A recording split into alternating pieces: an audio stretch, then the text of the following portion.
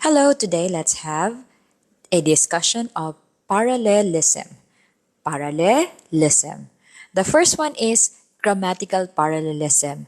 It is also known as parallel structure or parallel construction, and it uses similar grammatical forms or structures within a sentence or paragraph to create balance and rhythm.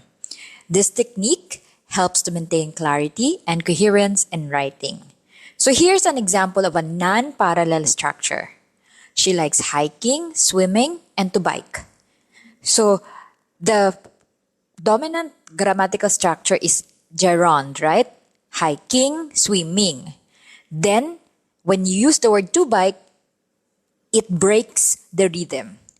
So a parallel structure in contrast would be like, she likes hiking, swimming, and biking. Now it flows seamlessly and smoothly.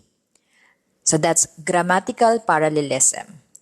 So is it always just the gerund form? What if you want to use to hike?